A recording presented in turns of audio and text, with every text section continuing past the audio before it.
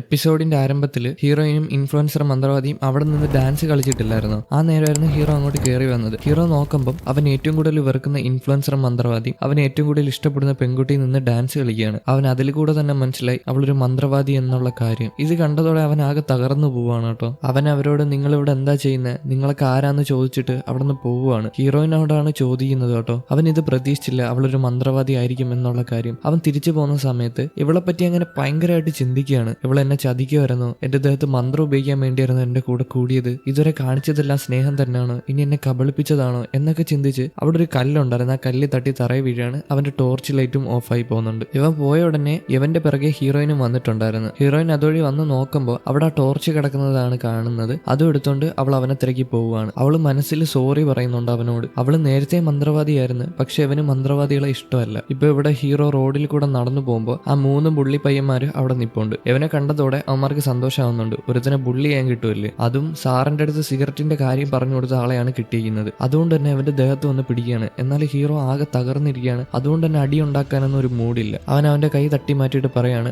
ഇന്ന് നമുക്ക് അടി ഉണ്ടാക്കണ്ട, നാളെ അടി ഉണ്ടാക്കാന്ന്. ഇതും പറഞ്ഞ് അവൻ ഫ്രണ്ടിലോട്ട് നടക്കുമ്പോൾ ബുള്ളി പയ്യന്മാർക്ക് ഇഷ്ടപ്പെടുന്നില്ല. ആ മെയിൻ ബുള്ളി പയ്യൻ അവന് ചാടി വന്നൊരു ചവിട്ടാണ്. അവനെ തള്ളി കുറെ കുപ്പിയുടെ കൂടെ കൊണ്ടിടും. അവന്റെ കൈയും മുഖമൊക്കെ മുറിഞ്ഞിട്ടുണ്ട് കേട്ടോ. അവിടെ ചെന്ന് വീഴുമ്പോഴേ ഇവനാകെ വിഷമവും ദേഷ്യവും എല്ലാം കൂടെ വന്നിട്ട്, എന്തിനാടാ നീയൊക്കെ എന്നെ ദ്രോഹിക്കുന്നത്, ഞാൻ എന്തേലും നിന്റെ അടുത്തൊക്കെ ചെയ്തിട്ടുണ്ടോ, ഞാൻ എന്തിനാ ഇത്രയും വെറുക്കപ്പെട്ടവനാവുന്നത് എന്നൊക്കെ ചോദിച്ച് അവൻ പൊട്ടി പൊട്ടി കരയാണ്. ഇത് കണ്ടപ്പോൾ ബുള്ളി പയ്യന്മാർക്ക് ഒന്നും മനസ്സിലാവുന്നില്ല. അവന്മാർ ഇതങ്ങനെ നോക്കി നിൽക്കുകയാണ്. അവന്മാർക്ക് എങ്ങനെ മനസ്സിലാവാന് ഇവൻ കരയോന്നോ അല്ലെങ്കിൽ പൊട്ടിക്കരയോന്നൊന്നും അവർക്ക് അറിയത്തില്ലായിരുന്നു. യവന്മാരാകെ വിഷമിച്ച് അവിടെ നിൽക്കുകയാണ്. ഇത് കണ്ട ബുള്ളി പയ്യന്മാർക്കും വിഷമാവുന്നുണ്ട്. ഈ നേരം ഹീറോയിൻ അവനെ അന്വേഷിച്ച് അതുവഴി നടക്കാണ്. അപ്പോഴാണ് അവൾ ഒരു കാര്യം കാണുന്നത്. കുറെ അധികം പ്രേതങ്ങള് അല്ലെങ്കിൽ പിശാചുക്കള് അതുവഴി ഒരു സ്ഥലത്തോട്ട് നടന്നു പോകുന്നത്. അപ്പൊ തന്നെ അവൾക്ക് മനസ്സിലായി അവൻ അവിടെ കാണുമെന്ന്. അവനാണ് ഈ പ്രേതത്തിനെ ആവാഹിക്കുന്നത്. അവനുള്ളിടത്ത് എന്തായാലും ഒരു പ്രേതം കാണും. ഇത് മനസ്സിലാക്കി അവൾ ആ പ്രേതത്തിനെ ഫോളോ ചെയ്ത് ചെന്ന് നോക്കുമ്പോഴാണ് അവൻ അവിടെ തളർന്നിരിക്കുന്നത് അവൾ കാണുന്നത്. ബുള്ളി പയ്യന്മാരെ അവനെ കണ്ട് പോയിട്ടുണ്ട് കേട്ടോ. അവൻ എന്താ പറ്റിയെന്ന് പോലും അറിയാതെ അവനാകെ വിഷമിച്ച് അവിടെ ഇരിക്കുകയാണ്. അവന്റെ അടുത്ത് വന്ന് പതിയെ അവന്റെ കയ്യിൽ പിടിച്ച് സോറി പറയുന്നുണ്ട്. എന്നാൽ അവനൊരു ഫീലിങ്സും ഇല്ല, ഒരു എക്സ്പ്രഷനും ഇല്ലാതെ അങ്ങനെ ഇരിക്കുകയാണ്. അത് അവള് കരഞ്ഞോണ്ടാണ് സോറി പറയുന്നത്. പിന്നെ കുറെ പ്രേതങ്ങള് ഇവർക്ക് ചുറ്റുമില്ലേ. ഇതൂടെ കണ്ടപ്പം അവള് കരഞ്ഞോണ്ട് ആ പ്രേതത്തിന്റെ മണ്ടയിലെല്ലാം ഉപ്പ് വാരി ഇടുകയാണ്. അതുപോലെ തന്നെ എന്റെ അടുത്തുനിന്ന് അവന്റെ അടുത്തുനിന്ന് പോകുന്നു പറഞ്ഞിട്ടാണ് ഉപ്പ് വാരി അറിയുന്നത്. ഇത് കണ്ടതോടെ ഹീറോയ്ക്ക് ഉറപ്പായി അവൾ ഒരു മന്ത്രവാദിയാണെന്നുള്ള കാര്യം. നിനക്ക് നാണം ഇല്ലേടി എന്ന് ചോദിച്ച് അവൻ എണീക്കുകയാണ്. മന്ത്രവാദി ആയതിനാല് എടാ, ഞാൻ ആദ്യമേ ഇത് നിന്നോട് പറയണമെന്ന് വിചാരിച്ചതാ, എന്നാലും നിനക്ക് മന്ത്രവാദികളെ ഇഷ്ടമല്ല. ഞാൻ ഇത് നിന്റെ അടുത്ത് പറഞ്ഞാൽ നീ എന്നെ കളഞ്ഞിട്ട് പോകത്തില്ലേ, ആ പേടി കാരണം ഞാൻ നിന്നോട് പറയാത്തേന്ന് ഹീറോയിൻ അവനോട് പറയുന്നുണ്ട്. അവൻ തിരിച്ചു പറയുന്നത്,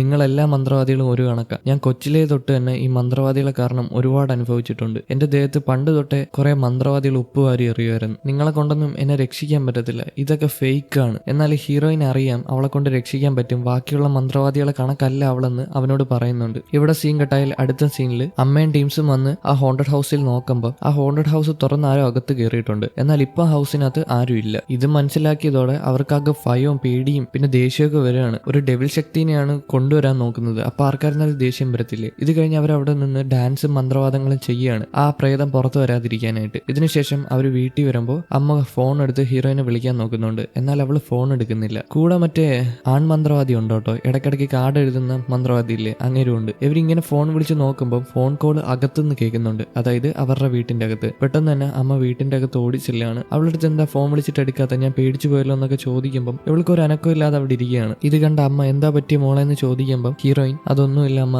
അവൻ ഞാനൊരു മന്ത്രവാദിയാണെന്ന് കണ്ടുപിടിച്ചിട്ടുണ്ടെന്ന് പറയും. ഈ നേരം ഹീറോ വന്നിട്ട് ഇൻഫ്ലുവൻസർ മന്ത്രവാദി അവന്റെ മുത്തശ്ശിയുടെ ഫോട്ടോയിനകത്ത് മന്ത്രങ്ങൾ എഴുതിയില്ലേ അത് മായ്ക്കാൻ നോക്കുകയാണ്. എന്തോ ഒരു കെമിക്കൽ വെച്ചിട്ട് അത് മായ്ക്കാൻ നോക്കുമ്പോൾ മുത്തശ്ശിയുടെ ഫോട്ടോ തന്നെ മാഞ്ഞു പോകുന്നു. അതുപോലെ തന്നെ അവന്റെ മനസ്സിൽ മൊത്തം ചിന്ത അവളുടെ പറ്റിയാണ്. അവിടെ വെച്ച് അവർ സംസാരിച്ചില്ലായിരുന്നു, ഞാനൊരു മന്ത്രവാദിയാണെന്ന് നീ അറിഞ്ഞാൽ നീ വിഷമിക്കും, അതുകൊണ്ടാണ് ഞാൻ നിന്നോട് പറയാത്തത്, എന്നോട് ക്ഷമിക്കാൻ പറഞ്ഞിട്ട് ഹീറോയിൻ പറഞ്ഞിട്ടില്ലേ. അത് ആലോചിച്ചിട്ട് അവൻ വിഷമിച്ചിട്ട് ദേഷ്യം വന്നിട്ട് എല്ലാം കൂടെ വലിച്ചെറിയാണ്. ഈ നേരം ഹീറോയിൻ അവളുടെ റൂമിലിരുന്നിട്ട് ഇനി 5 ദിവസം കൂടെ ഉള്ളൂ അതിനെപ്പറ്റി ചിന്തിക്കുകയാണ്. ഇനി അവൻ ജീവനോടെ 5 ദിവസം കൂടി ഇരിക്കുകയാണെങ്കിൽ ഈ ശാപം എല്ലാം ഒഴിഞ്ഞു പോകും, അതെങ്ങനെയും ഒന്ന് സെറ്റ് ആക്കണമെന്ന് അവൾ മനസ്സിൽ ചിന്തിക്കുകയാണ്. അതുപോലെ തന്നെ അമ്മ പുറത്ത് അങ്ങനെ നടക്കുകയാണ്, മറ്റേ ഡെവിൽ ശക്തിനെ ആരാ കൊണ്ടുവരാൻ നോക്കുന്നത് നോക്കിയിട്ട്. എന്നാൽ അമ്മയ്ക്ക് ഇപ്പോൾ ഒരു കാര്യം മനസ്സിലായി, അതായത് മറ്റേ ആൺമന്ത്രവാദി ഒരു കാര്യം പറഞ്ഞിട്ടുണ്ടായിരുന്നു, അങ്ങനെ ഒരു പിശാചിനെ കൊണ്ടുവരണമെങ്കിൽ തന്നെ 100-ലധികം ആൾക്കാരെ ബലി കൊടുക്കേണ്ടി വരും. അങ്ങനെ ആരും കൊടുത്തിട്ടില്ല, ആകെ 3 മരണേ ഇവിടെ നടന്നിട്ടുള്ളൂ. ചിലപ്പോൾ നമ്മൾ അറിയാതെ 100ന്റെ പകുതിയോ അല്ലെങ്കിൽ 100ന്റെ 3/4 ആൾക്കാരോ മരിച്ചു കാണാം. ഇനി കുറച്ച് ആൾക്കാരുടെ മരിച്ച ആ പിശാചിനെ ഭൂമിയിലോട്ട് കൊണ്ടുവരാൻ പറ്റും. ഇതവർക്ക് മനസ്സിലാവുകയാണ്. ഇനി വീട്ടിൽ കയറുന്ന ആരൊക്കെ കയറുന്നോ അവരെല്ലാരും മരിച്ചു പോകും. വീട്ടിൽ കയറി ആരൊക്കെ കയറോ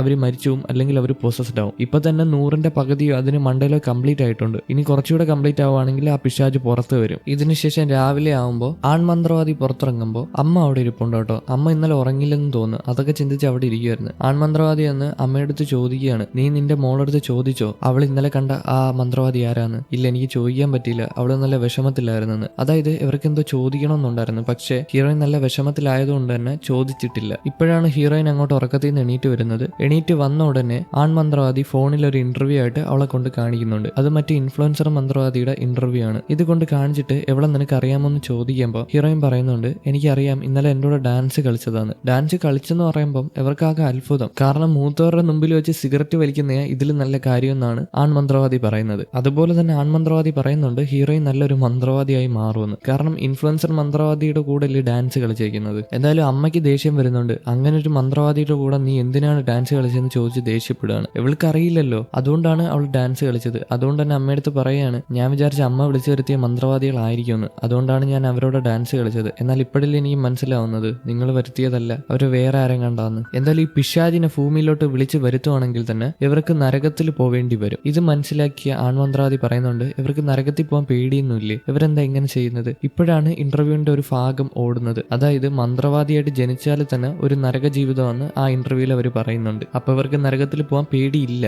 ഇവരിങ്ങനെ സംസാരിച്ചുകൊണ്ട് നിൽക്കുക തന്നെ ഹീറോയിൻ സമയം നോക്കുമ്പോൾ അവൾക്ക് സ്കൂളിൽ പോകാൻ സമയമായിട്ടുണ്ട്. പെട്ടെന്ന് തന്നെ അവൾ കുളിച്ചൊരുങ്ങി സ്കൂളിലോട്ട് ചെല്ലുകയാണ്. അപ്പൊ സ്കൂളിന്റെ ഫ്ലോറിൽ കൂടെ നടക്കുമ്പോൾ ഹീറോയിൻ മിണ്ടാതെ നടക്കുകയാണ്. ഇത് കണ്ട കൂട്ടുകാരന് ഒന്നും മനസ്സിലാവുന്നില്ല. അതുകൊണ്ട് തന്നെ അവരെ തടഞ്ഞു വെച്ച് ചോദിക്കുകയാണ്, നിങ്ങൾ എന്താ മിണ്ടാത്ത, എന്തെങ്കിലും അടിയായോ, എന്തെങ്കിലും പ്രശ്നമുണ്ടോ എന്ന്. എന്നാൽ ഇവർ രണ്ടുപേരും അവൻ്റെ അടുത്ത് ഒരു കാര്യങ്ങളും പറയുന്നില്ല. ഒന്നുമില്ല എന്ന് പറഞ്ഞിട്ട് അകത്ത് കയറി പോവുകയാണ്. പിന്നീട് അവർ ഫുഡ് കഴിക്കുമ്പോഴും ഇവർ രണ്ടുപേരും മിണ്ടുന്നില്ല. മറ്റേ പ്രസിഡന്റും കാലിൽ പ്രേതമുള്ള ആ പെൺകുട്ടിയും അവിടെ ഉണ്ട്. അവർക്കൊന്നും അറിയത്തില്ല എന്താ ഇവരുടെ ഇടയിലുള്ള പ്രശ്നം എന്ന്. എന്തായാലും ഫുഡൊക്കെ കഴിച്ചിട്ട് കൂട്ടുകാരനെയും ഹീറോയും അവൾ ടെറസിൽ വിളിച്ചോണ്ട് വരികയാണ്. എന്നിട്ട് അവരോട് രണ്ടുപേരോടും പറയാണ് ഞാനൊരു മന്ത്രവാദിയാണെന്ന്. കൂട്ടുകാരന് നേരത്തെ അറിയായിരുന്നു അവളൊരു മന്ത്രവാദിയാണെന്നുള്ള കാര്യം. എന്നാൽ ഹീറോ ഇപ്പോഴാണ് അറിയുന്നത്. ഹീറോയ്ക്ക് അറിയത്തില്ല കൂട്ടുകാരനെ അറിയാവുന്ന കാര്യം. ഇത് കേട്ട ഹീറോ, നീ എന്തിനാ ഞാനുമായിട്ട് കൂട്ടുകാരനായിട്ട് ഇരിക്കണമെന്ന് ആഗ്രഹിച്ചത്? അതിനെന്തെങ്കിലും റീസൺ ഉണ്ടോ? എന്നാൽ ഹീറോയിൻ ഇത് എന്ത് പറയണമെന്ന് അറിയത്തില്ല. ഇതിനെതിരെ കൂട്ടുകാരൻ പ്രതികരിക്കുകയാണ്. ആരോടെങ്കിലും കൂട്ടുകൂടാനായിട്ട് എന്തെങ്കിലും റീസൺ വേണോ? കൂട്ടുകാരൊക്കെ അങ്ങനെ താനെ ആവുന്നതെന്ന് പറഞ്ഞിട്ട് അവൻ ഡിഫെൻഡ് ചെയ്യാണ്. അല്ല, ഞാൻ ചോദിച്ചത് ഇവളൊരു മന്ത്രവാദിയാണ്. മന്ത്രവാദികൾ എന്തിനാണ് സാധാരണപ്പെട്ട ഒരു മനുഷ്യനായിട്ട് കൂട്ടുകൂടാൻ ആഗ്രഹിക്കുന്നതെന്ന് ചോദിച്ച് ദേഷ്യപ്പെട്ട് അവൻ അവിടെ നിന്ന് പോവാണ്. കൂട്ടുകാരൻ അവന്റെ കയ്യിൽ പിടിക്കാൻ നിൽക്കുമ്പോൾ ഹീറോയിൻ സമ്മതിക്കുന്നില്ല. കൂട്ടുകാരനെ തടയാണ്, അവനെ പിടിക്കണ്ടെന്ന് പറഞ്ഞിട്ട്. കൂട്ടുകാരനോട് അവള് ഇനി ആകെ 5 ദിവസം കൂടെ ഉള്ളൂ, അതുവഴി ഒരു പ്രശ്നം ഉണ്ടാക്കണ്ട,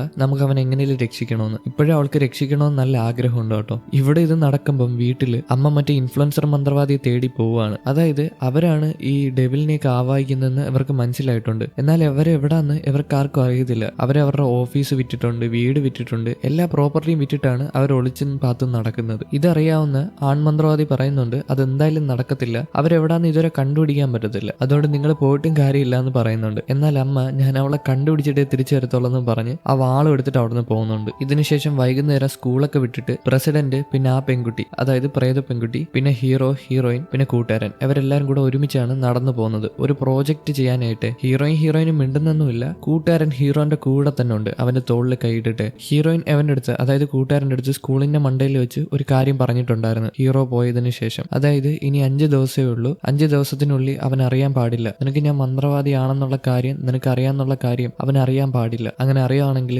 അവനാകെ തകർന്നു പോകും. രണ്ടുപേര് ചതിച്ച കണക്ക് അവന് ഫീൽ ചെയ്യും. അതുകൊണ്ട് അവൻ അറിയാതെ 5 ദിവസത്തേക്ക് നോക്കണം. 5 ദിവസത്തിന് ശേഷം എല്ലാം റെഡി ആയിട്ട് അവനോട് നമുക്ക് സോറി പറയാം. ഇത് അവരുടെ പ്ലാൻ. അങ്ങനെ കൂട്ടുകാരൻ താങ്ങും തണലുമായിട്ട് ഹീറോന്റെ കൂടെ ഉണ്ട്. അവനാകെ തകർന്നു നിൽക്കുകയാണ് കേട്ടോ. ഇനിയിപ്പോ രണ്ടുപേർക്കും ഒരു പെൺകുട്ടീനെ ഇഷ്ടമെന്ന് പറഞ്ഞിട്ടും അതിന്റെ ഒരു വൈരാഗ്യമൊന്നും രണ്ടുപേർക്കും ഇല്ല. എന്തായാലും അവര് ലൈബ്രറിയിലോട്ട് നടന്നു പോവാണ്. പോകുന്ന വഴിക്ക് തന്നെ ഒരു ലേഡി അവരുടെ കുട്ടീനെ കാണാനില്ലെന്ന് പറഞ്ഞിട്ട് അവിടുത്തെ വേസ്റ്റ് ഒക്കെ ഇടുന്ന കുപ്പത്തൊട്ടിയിൽ നോക്കുന്നുണ്ട്. അങ്ങനെ അരിച്ചു പറക്കാണ്. ഇത് കാണുന്ന വേറൊരു ലേഡി പറയുന്നുണ്ട് ഇതിനകത്തൊന്നും നിങ്ങളുടെ കുട്ടിയില്ല, നിങ്ങൾ ഇതിനകത്തൊന്നും നോക്കേണ്ട കാര്യമില്ലെന്ന്. ഇപ്പോഴാണ് മറ്റേ പ്രേത പെൺകുട്ടി അങ്ങോട്ട് വരുന്നത്. പ്രേത പെൺകുട്ടി നമ്മുടെ ഹീറോയിനും കൂട്ടരും. പ്രേത പെൺകുട്ടി അവരെ കണ്ട ഉടനെ ഒളിച്ചും പാത്തും നടക്കുന്നുണ്ട്. എന്തിനാന്നറിയത്തില്ല. ഈ സ്ത്രീ അവരെ കാണുന്നുണ്ട്. പെട്ടെന്ന് തന്നെ വന്ന് അവളുടെ മുടിയിൽ കയറി പിടിച്ചിട്ട് ഇവർ രണ്ടുപേരും അവിടെ കിടന്ന് അടി ഉണ്ടാക്കുകയാണ്. ഇത് കണ്ടോണ്ടിരുന്ന ബാക്കിയുള്ള കൂട്ടുകാരെ ഇവിടെ പിടിച്ചു മാറ്റാൻ നോക്കുന്നുണ്ട്. ഹീറോയിൻ ആകെ പേടി. കാരണം ആ കുട്ടി കരഞ്ഞാൽ അത് ബാധിക്കാൻ പോകുന്ന ഹീറോയിനാണ്. അതുകൊണ്ട് തന്നെ ആ കുട്ടി കരയാതെ എങ്ങനെയൊക്കെ നോക്കണം. അവൾ ഓരോ കോപ്രായങ്ങളൊക്കെ കാണിക്കുന്നുണ്ട്. എന്തായാലും ആ കുട്ടി കരയുന്നൊന്നുമില്ല, അവിടെ വെച്ച് പ്രശ്നം സോൾവ് ചെയ്യാണ്. പിന്നെ അവളുടെ അമ്മ പറഞ്ഞിട്ടുണ്ടായിരുന്നു ആ കുട്ടി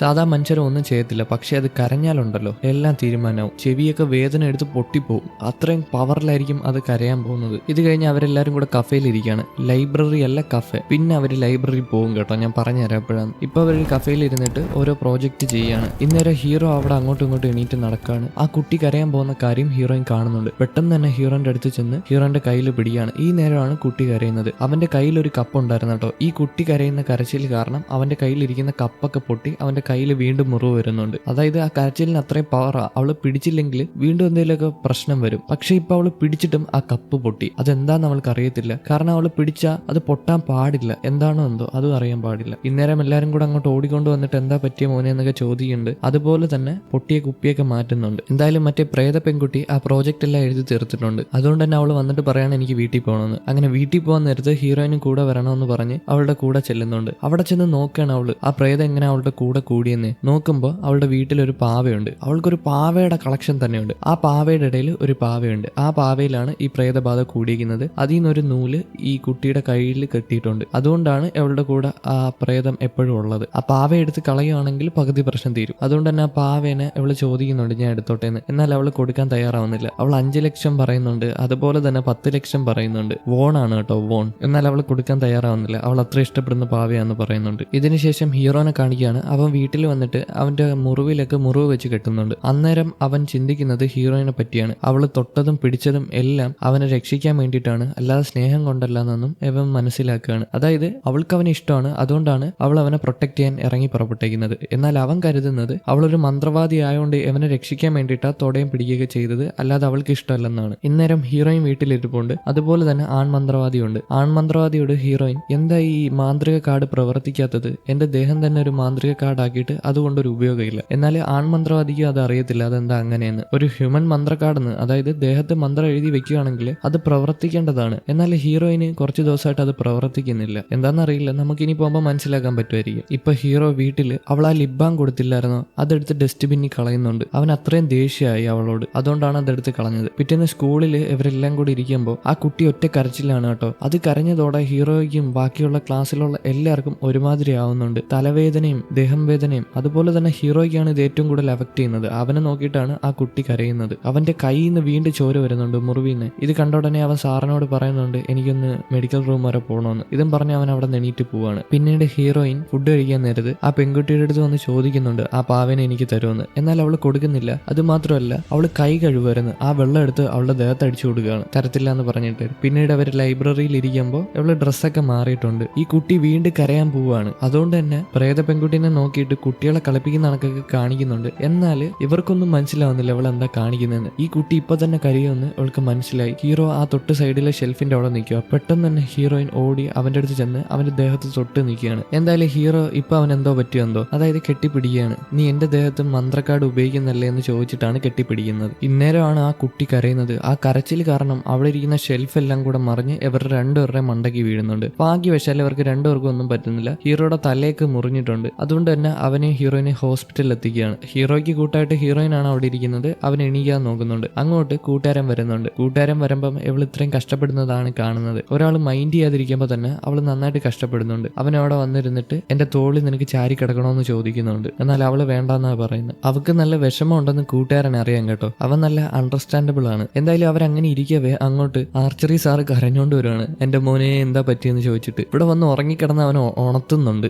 അവ ഇത്രയും നേരം മാനിയായിട്ട് ഉറങ്ങിക്കിടന്നെയാണ്. ഈ കരച്ചിൽ കേട്ടിട്ടാണ് അവൻ ഞെട്ടി എണീക്കുന്നത്. പിന്നീട് ഹീറോയിനും കൂട്ടുകാരനും പുറത്തിരുന്ന് സംസാരിക്കുകയാണ്. ഈ മന്ത്രക്കാർഡ് എന്താ വർക്കാവത്തെന്ന് അറിയാമോ ദേഹത്തുള്ള? ഈ മന്ത്രക്കാർഡ് വർക്കായിരുന്നെങ്കിൽ ആ കുട്ടി കരയുന്ന സമയത്ത് ആ ഷെൽഫ് മറിഞ്ഞു വീഴേണ്ടതല്ല. എന്നാൽ ഇപ്പം വീണിട്ടുണ്ട്. അതുപോലെ തന്നെ അവന്റെ കയ്യിലുള്ള മഗ്ഗും പൊട്ടിയിട്ടുണ്ട്. കാരണം വേറൊന്നുമല്ല, ഹീറോയിനെ വെറുക്കുന്നുണ്ട്. അങ്ങനെ ഒരാളെ വെറുക്കുകയാണെങ്കിൽ അവരുടെ ദേഹത്തുള്ള മന്ത്രക്കാർഡ് വർക്കാവൂല. ഇതാണ് കാരണം. ഇത് ഹീറോയിന് മനസ്സിലാവുന്നുണ്ട്. അതുപോലെ തന്നെ കൂട്ടുകാരന് പറഞ്ഞു കൊടുക്കുന്നുണ്ട്. അതുകൊണ്ടാണ് ഷെൽഫ് മറിഞ്ഞു വീണെന്നുള്ള കാര്യം. എന്തായാലും ഹീറോയിനെയൊക്കെ പറഞ്ഞു വിട്ട് ഹീറോന്റെ അടുത്ത് തിരിച്ചു വരുവാണ് കൂട്ടുകാരൻ. അവിടെ തന്നെ സാറ് നിപ്പുണ്ട്. അവരെ ഡിസ്ചാർജ് ചെയ്തിട്ടുണ്ട് കേട്ടോ. ഇത് കേട്ട സാറ് ഹോസ്പിറ്റൽ ബില്ല് സാറ് നോക്കാന്ന് പറയുന്നുണ്ട്. എന്തായാലും ഹീറോ ഒന്നും മടിച്ചെങ്കിലും പിന്നീട് സമ്മതിക്കുന്നുണ്ട്. കൂട്ടുകാരൻ പറഞ്ഞിട്ടാണ് പ്രായമുള്ള ആൾക്കാരുടെയിലാണ് പൈസ ഉള്ളത്, നമ്മളെ പോലെ കുട്ടികളുടെയിലല്ല, നീ ഒന്ന് അടങ്ങിയിരിക്കാൻ പറഞ്ഞിട്ടാണ് സാറിനെ കൊണ്ട് അടപ്പിക്കാന്ന് പറഞ്ഞിട്ടുള്ളത്. അതായത് സാറ് കൊടുത്തയാണ്, ഞാൻ അടച്ചില്ലെങ്കിൽ നിന്നെ കൊല്ലുമെന്നാണ് പറയുന്നത്. സ്നേഹത്തോടെയാണ് പറയുന്നത്. എന്തായാലും ഒരു ഹോസ്പിറ്റലിൽ നിന്ന് ഇറങ്ങാൻ നേരത്ത് ബില്ല് അടയ്ക്കുന്നുണ്ട് സാറ്. ആ ഹോസ്പിറ്റൽ ബില്ല് കേട്ട് സാറ് ഞെട്ടുന്നുണ്ട്. പെട്ടെന്ന് തന്നെ കൂട്ടുകാരൻ ഹീറോയിനെ വിളിച്ച് അവിടെ നിന്ന് പോവാണ്. പിന്നീട് രാത്രി ആകുമ്പോൾ ഹീറോയിൻ അവളുടെ പാർട്ട് ടൈം ജോബിന് കയറിയൊക്കെയാണ്. അങ്ങോട്ടൊരു സ്ത്രീ വരുന്നുണ്ട്. നേരത്തെ നമ്മൾ കണ്ടില്ലേ, ആ സ്ത്രീയും പിന്നെ മറ്റേ ബേബിയെ തപ്പിയ, അതായത് അവരുടെ കുട്ടിയെ തപ്പിയ സ്ത്രീയെ കൊണ്ടാണ് വന്നേക്കുന്നത്. അവർക്ക് എന്തെങ്കിലും കുഴപ്പമുണ്ടോ എന്ന് നോക്കാൻ പറയുമ്പോൾ അവർക്ക് കുഴപ്പമൊന്നുമില്ല. അവർ അവർ പൊസസ്ഡ് അല്ല, പക്ഷേ അവർ പ്രാന്തിയാണ്. അതായത് ചെറുതായിട്ട് അവർക്ക് പ്രാന്തുണ്ട്, അല്ലാതെ പൊസസ്ഡ് അല്ല. അവരെ ഹോസ്പിറ്റലിൽ കാണിക്കാനാണ് ആ സ്ത്രീയോട് ഹീറോയിൻ പറയുന്നത്. അവര് പറയുന്നത് അവരുടെ കുട്ടീനെ അവർക്ക് കളഞ്ഞു പോയെന്നാണ്, അതായത് കുട്ടിയെ കളഞ്ഞു പോയ സ്ത്രീ. ഇങ്ങനെ അവൾ ചിന്തിച്ചുകൊണ്ടിരിക്കുമ്പോഴാണ് അവർക്ക് ഒരു കാര്യം മനസ്സിലാവുന്നത്. നീല ഡ്രസ് ഇട്ട കുട്ടിയാണോ നിങ്ങളുടെ കളഞ്ഞു പോയത്? ഇവൾക്കിതെങ്ങനെ മനസ്സിലായെന്ന് വെച്ചാൽ അവരെ കൊണ്ടുവന്ന ആ സ്ത്രീയില്ലേ, ആ സ്ത്രീ പറഞ്ഞിട്ടുണ്ടായിരുന്നു ഒരു പാവയാണ് ഇവരുടെ കുട്ടി എന്ന് പറഞ്ഞിട്ടാണ് ഇവർ നടക്കുന്നത്. ഇവരുടെ വയറ്റിൽ വെച്ച് തന്നെ ആ കുട്ടി അബോട്ടായി പോയിട്ടുണ്ടായിരുന്നു. പിന്നീട് ഒരു പാവ ഇവരുടെ കുട്ടിയാന്ന് പറഞ്ഞിട്ടാ അതിനെ നോക്കിക്കൊണ്ട് നടന്നത്. ഇത് കേട്ടതോടെ അവൾക്ക് മനസ്സിലായി, അതായത് കൂട്ടുകാരുടെ ഇരിക്കുന്ന പാവയാണ് ഈ അമ്മയുടെ കുട്ടിയാണ് അവളുടെ കൂടെ ബാധയായിട്ട് കയറിയിട്ടുള്ളത്. ഇത് മനസ്സിലാക്കിയതോടെ അവൾ പെട്ടെന്ന് തന്നെ ഇറങ്ങി ഓടി കൂട്ടുകാരിയുടെ വീട്ടിൽ വരെയാണ്, അതായത് അവളുടെ വീട്ടിൽ, പ്രേത കൂട്ടുകാരിയുടെ വീട്ടിൽ. അവിടെ വന്ന് അവളുടെ അടുത്ത് കാര്യങ്ങൾ പറഞ്ഞ് മനസ്സിലാക്കാൻ നോക്കുന്നുണ്ട്. എന്നാൽ ആദ്യമൊന്നും അവൾ സമ്മതിച്ചില്ലേലും ഇവള് മന്ത്രവാദി ആയതുകൊണ്ട് തന്നെ സമ്മതിക്കുന്നുണ്ട്. നിനക്ക് ഇടയ്ക്കിടയ്ക്ക് ഒരു തലവേദന വരുന്നില്ലേ, അതെല്ലാം കാരണം ഈ പാവയാണ്. ഈ പാവേനെ അതിന്റെ ഉടമസ്ഥന്റെ അടുത്ത് എത്തിക്കുകയാണെങ്കിൽ ഈ പ്രശ്നങ്ങളെല്ലാം മാറും. അത് മാത്രമല്ല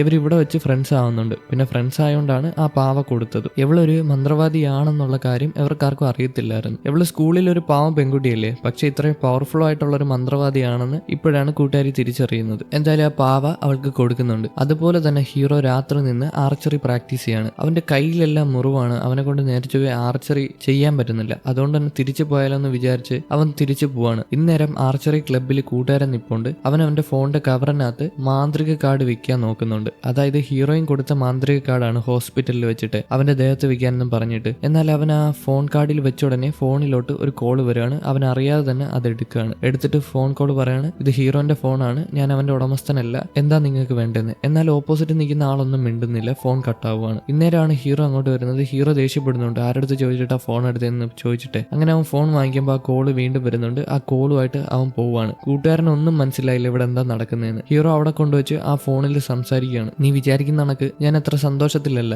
ഞാൻ ഭയങ്കര വിഷമത്തിലാണ്, എനിക്കിപ്പോ ഭയങ്കര വിഷമമാണ്. നീ ഇപ്പം നിനക്ക് സന്തോഷമാവുന്നില്ലേ ഞാൻ വിഷമിച്ചിരിക്കുമ്പോൾ? ഇങ്ങനെയൊക്കെയാണ് ആ ഫോണിലുള്ള ആളോട് പറയുന്നത്. ഇത് കേട്ടോണ്ട് കൂട്ടുകാരൻ അങ്ങോട്ട് വരുന്നുണ്ട്. കൂട്ടുകാരൻ ചോദിക്കുകയാണ്, അതാരാണ് ഇപ്പൊ വിളിച്ച ആൾ, എന്തിനാ കരയുന്നത്, നീ വിഷമിച്ചിരിക്കാൻ അവരെന്തിനാ ആഗ്രഹിക്കുന്നതെന്നൊക്കെ ചോദിക്കുകയാണ്. അപ്പോഴാണ് അവൻ പറയുന്നത് അവൻ കാരണമാണ് ഈ പെൺകുട്ടി ഇങ്ങനെ ആയതെന്ന്. അവളും സാധാരണ ഒരു പെൺകുട്ടിയാണ്, അവൻ കാരണമാണ് ആ പെൺകുട്ടി അങ്ങനെ ആയതെന്ന്. നമുക്ക് എങ്ങനെയാണെന്ന് അറിയത്തില്ല. ഈ പെൺകുട്ടിയാണ് അവന്റെ കൂടെ ക്ലാസ്സിൽ തീയിൽ പെട്ട് കിടന്നിരുന്നത്. എന്താ പറ്റിയെന്ന് നമുക്കറിയില്ല. ഇവിടെ ഹീറോയിൻ പാവയൊക്കെ വാങ്ങിച്ച് തിരിച്ചു പോവാണ്. ആ നേരം പാവയുടെ ഫ്ലാഷ് ബാക്ക് കാണിക്കുന്നുണ്ട്. ഈ പാവേനെ കൂട്ടുകാരി വാങ്ങിച്ചതാണ് അവളുടെ കളക്ഷനിൽ വെക്കാനായിട്ട്. എന്നാൽ കൂട്ടുകാരിയുടെ അമ്മയ്ക്ക് ഇത് ഇഷ്ടപ്പെട്ടില്ല. ഈ പാവ കൊള്ളത്തില്ല എന്ന് പറഞ്ഞ് ഡസ്റ്റ്ബിന്നിൽ കൊണ്ട് കളഞ്ഞു. അത് മറ്റേ ലേഡി എടുത്ത്, ആ കുട്ടി കളഞ്ഞു പോയ ലേഡി ഇല്ലേ, അത് ലേഡി എടുത്ത് അവരുടെ ട്രോളിയിൽ, അതായത് കുട്ടീനെ വെക്കുന്ന ട്രോളിയിൽ ഉരുട്ടി നടക്കുമായിരുന്നു. ഈ ലേഡി അറിയാതെ അവളുടെ പാവയെ തന്നെ അവൾ അടിച്ചു മാറ്റി തിരിച്ചു കൊണ്ടുവരാണ്. അങ്ങനെയാണ് പ്രേതം അവളുടെ ദേഹത്ത് കൂടിയത്. ഇത് ആലോചിച്ചുകൊണ്ട് ഹീറോയിൻ അവളുടെ വീട്ടിൽ വരുമ്പോൾ അവിടെ തന്നെ കൂട്ടുകാരൻ നിപ്പുണ്ട്. കൂട്ടുകാരൻ വന്നിട്ട് എന്താ പറയുന്നതെന്ന് അറിയാമോ? ഞാൻ ഇന്ന് ഹോസ്പിറ്റലിൽ നിന്നപ്പോൾ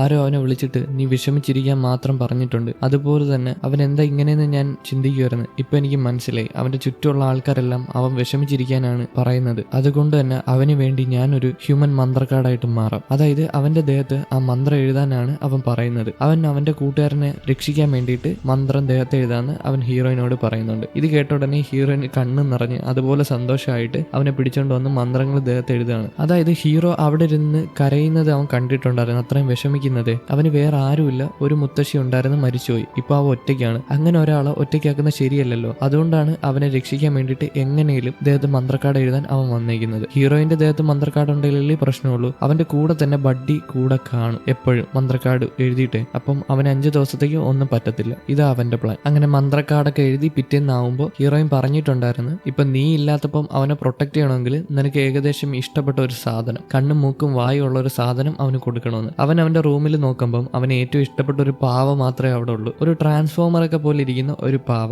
അത് മാത്രമേ അവന്റെ ആ റൂമിലുള്ളൂ. കൊടുക്കാനായിട്ട് അവൻ അത് മാത്രമേ ഉള്ളൂ. എന്തായാലും അവൻ മനസ്സോടെ അത് കൊണ്ടുവന്ന് ഹീറോയ്ക്ക് കൊടുക്കുന്നുണ്ട്. ഹീറോ അത് വേണ്ടാന്ന് പറഞ്ഞാലും അവൻ കൊടുക്കുന്നുണ്ട്. അതുപോലെ തന്നെ അവനെ കെട്ടിപ്പിടിക്കുന്നുണ്ട് കേട്ടോ. ഹീറോയ്ക്ക് മനസ്സിലാവുന്നില്ല അവൻ ഇതെന്താ പറ്റിയെന്ന്.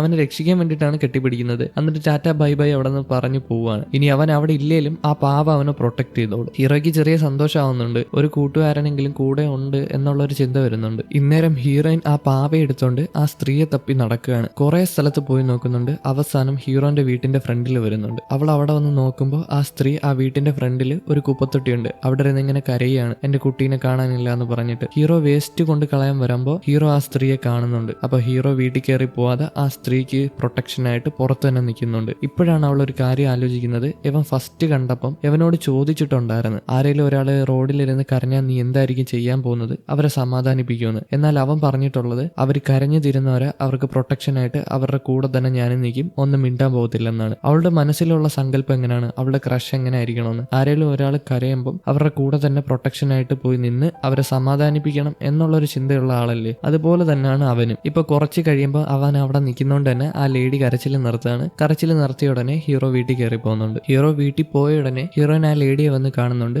അവരോട് ഈ ട്രോളി കൊള്ളാലോ, ഈ ട്രോളിയിൽ എന്താ കുട്ടി ഇല്ലാത്ത എന്നൊക്കെ ചോദിക്കുകയാണ്. അതുപോലെ തന്നെ അങ്ങോട്ട് നോക്കി അവിടെ എന്തോ ഇരിക്കുന്നെന്ന് പറഞ്ഞ് ആ സ്ത്രീയുടെ ശ്രദ്ധ തിരിപ്പിച്ചിട്ട് ആ പാവയെ കൊണ്ടുവന്ന് ട്രോളിയിൽ കിടത്തുകയാണ്. മാഡം നിങ്ങളുടെ കുട്ടീനെ കാണാൻ എന്ത് ഭംഗിയാന്ന് ചോദിക്കുമ്പോൾ അതിന് കുട്ടിയില്ലെന്നോ എന്ന് ചോദിക്കുമ്പോൾ ഇപ്പൊ ആ ലേഡി നോക്കുമ്പം ആ കുട്ടീനെ അതിനകത്ത് കാണാൻ പറ്റുന്നുണ്ട്. ഇത് കണ്ടതോടെ അവർക്ക് ആകെ സന്തോഷമാവുകയാണ് കേട്ടോ. അവര് പെട്ടെന്ന് തന്നെ ഒരു സ്വപ്നലോകത്തെത്തുകയാണ്. അവരുടെ മരിച്ചുപോയ കുട്ടിയും അവരുടെ കൂടെ തന്നെ ഉണ്ട്. ആ കുട്ടി ഇങ്ങനെ മരിച്ചുപോയെന്ന് നിങ്ങൾക്ക് അറിയാലോ, അതായത് വയറ്റിലുള്ളപ്പോൾ തന്നെ നശിച്ചു പോയതാണ്. എന്തായാലും അത്രയും സന്തോഷത്തോടെ ആ പ്രേതബാധ ഒഴിപ്പിച്ച് ആ ലേഡിയുടെ കൂടെ ആക്കുകയാണ് ആ കുട്ടീനെ. ആ കുട്ടി ആ ലേഡിയുടെ കൂടെ ഉള്ളപ്പം കുഴപ്പമില്ല. അത് ഇത്രയും നാള് അതിന്റെ അമ്മയെ തേടിക്കൊണ്ട് നടക്കുകയായിരുന്നു. അതുകൊണ്ടാണ് അത് ഇടയ്ക്കിടയ്ക്കിരുന്ന് കരയുന്നത്. അത് ഒരു ഉപദ്രവകാരിയായിട്ടുള്ള ഒരു പ്രേതമല്ല. ആ ലേഡിയൊക്കെ പറഞ്ഞു വിട്ടിട്ട് അവൾ അങ്ങനെ സന്തോഷപ്പെട്ട് അവിടെ നിൽക്കുമ്പോൾ സൈഡിൽ കുറച്ച് വേസ്റ്റ് ഒക്കെ കാണുകയാണ്. അതിനകത്ത് അവൾ ഒരു കാര്യം കണ്ട് ആകെ ഹൃദയം തകർന്ന് അവിടെ ഇരുന്ന് പോകുന്നുണ്ട് കേട്ടോ. എന്തായിരിക്കും അത്? വേറൊന്നുമല്ല, അവൾ കൊടുത്ത ആ ലിപ് ബാം അവനെടുത്ത് വേസ്റ്റിൽ കളഞ്ഞിട്ടുണ്ട്. ഇന്നേരമാണ് മഴ കൂടെ പെയ്യുന്നത്. ആ മഴയത്ത് അവൾ പൊട്ടി പൊട്ടി കരയുകയാണ്. കാരണം അവൻ അത്രയും വെറുത്തോണ്ടല്ലേ ആ ലിപ് ബാം എടുത്ത് കളഞ്ഞിട്ടുള്ളത്. ഇത് കണ്ട് അവൾ അവിടെ ഇരുന്ന് പൊട്ടി പൊട്ടി കരയുകയാണ്. ആ മഴയത്ത് തന്നെ ഇരുന്ന് കരയാണ്. അത്ര ഇഷ്ടമാണ് കേട്ടോ ഹീറോനെ അവൾക്ക്. ഇവൾ ഇങ്ങനെ കരയുമ്പോൾ ആരോ തൊട്ടടുത്ത് വന്ന് നിൽക്കുന്നുണ്ട്. നോക്കുമ്പോൾ അത് വേറെ ആരുമല്ല, ഹീറോ തന്നെയാണ്. അവൾക്ക് കൊടയും പിടിച്ചോണ്ട് അങ്ങനെ നിൽക്കുകയാണ്. രണ്ടുപേരും കണ്ണും നോക്കി അങ്ങനെ നിൽക്കുകയാണ്. ഇതും കാണിച്ചുകൊണ്ടാണ് 5ാമത്തെ എപ്പിസോഡ് ഇവിടെ അവസാനിച്ചിരിക്കുന്നത്. എന്നാ പിന്നെ അടുത്ത എപ്പിസോഡുമായിട്ട് കാണാം. Okay, by.